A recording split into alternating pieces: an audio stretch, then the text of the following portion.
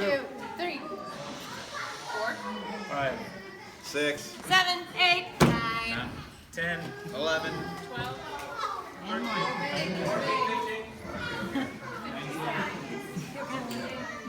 Type 2 diabetes, high cholesterol, and blood pressure were once diseases reserved mostly for adults. Yet today there are thousands and thousands of children diagnosed with these diseases across our country. The primary reason is child obesity. It has become somewhat of a joke concerning the older generation lecturing kids on how much more difficult life was back in my day. The older folks walked a mile uphill to school in the freezing snow. They claimed. That may be a cliche, but the fact is kids today don't exercise as much as they did in past generations. Computers, video games, and cable television are largely responsible for the decline in exercise amongst kids. I will be sharing with you why exercise for children is important, as well as fun and inventive ways to give them the activities.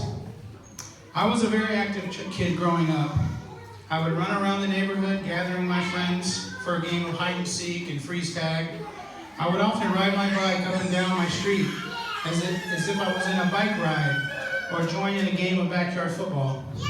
My favorite thing to play though was wiffle. I would play for hours. I would like to persuade you that exercise and activity is an absolute must in promoting physical health in children. Childhood diseases are a major problem in the United States. According to the National Health and National Examination Survey, since 1980, the childhood obesity rate has tripled, while the rates of obese 6 to 11-year-olds have more than doubled, and rates of obese teens quadrupling from 5% to 20.5%. Among high school students out of 37 states, obesity rates exceed 15%. Obesity in children increases the risk of having, of course, high blood pressure, cholesterol, and type 2 diabetes. 15 years ago, type 2 diabetes in children was almost unheard of. A 2007 study in the Journal of the American Medical Association estimated that there are about 3,700 new cases of type 2 diabetes a year amongst youth in the United States. The main culprit is weight. We don't even entertain the possibility of type 2 when a child isn't overweight, says Sylvia Arsland, an MD and a pediatric endocrinologist at Children's Hospital Pittsburgh. So obesity is considered the primary risk for high blood pressure in children. Not only does being obese put your child at risk for high blood pressure, but also for a range of other health problems, such as heart disease. Exercise for children. Everyone can benefit from regular exercise. Kids who are active will have stronger muscles and bones, have a leaner body, be less likely to become overweight, decrease the risk of developing type 2 diabetes, lower blood pressure, and have a better outlook on life. Besides enjoying the health benefits of regular exercise, kids who are physically fit, they sleep better. They're also better able to handle physical and emotional challenges, from running to catch the bus or studying for a test.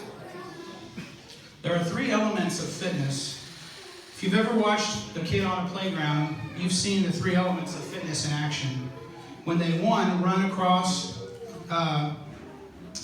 away from the kids who's it, that's endurance. 2, cross the monkey bars, that's strength.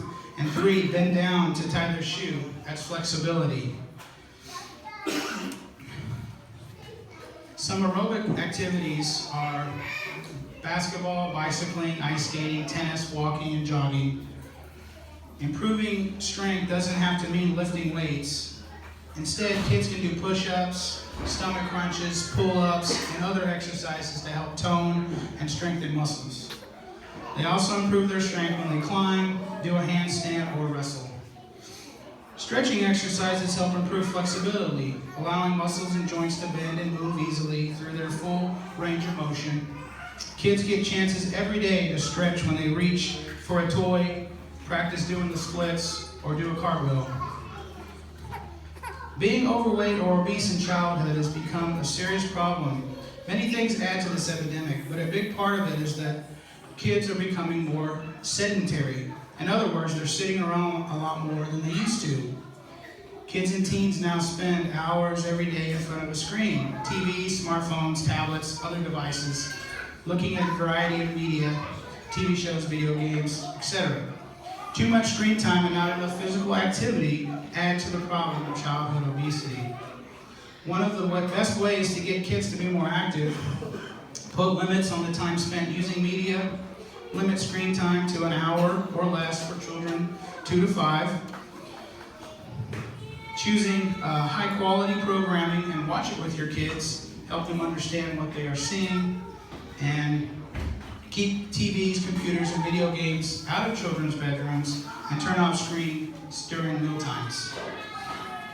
A lack of exercise for children can have many negative effects. In addition to being more likely to be overweight, children don't get enough exercise, have weaker muscles and bones than kids who exercise regularly. Excuse me. Children that also don't exercise enough have a more dismal outlook on life. The Center for Disease Control recommends children and adolescents do 60 minutes or more of physical activity each day. Let your child choose activities he prefers so they'll be more likely to stick with them.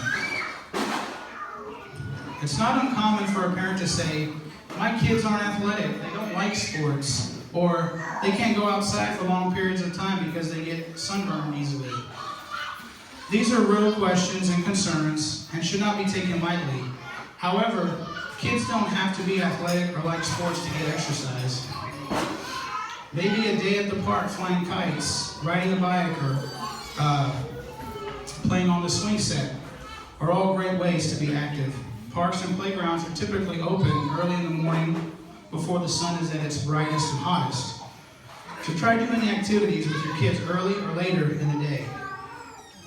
Another argument might be that my son loves baseball and would play all the time if he could, but I'm a single father who works 50 plus hours a week and he's too young for me to feel comfortable with him just going outside. It's not possible for my son to get an hour of exercise a day. Well, I would say to that father that I understand the obstacles and concerns, and it may take some extra effort, but there may be a way to create a play area for your son inside your home where he can be safe. Maybe in your garage or basement, you could put up a net to allow him to throw and hit a ball into it.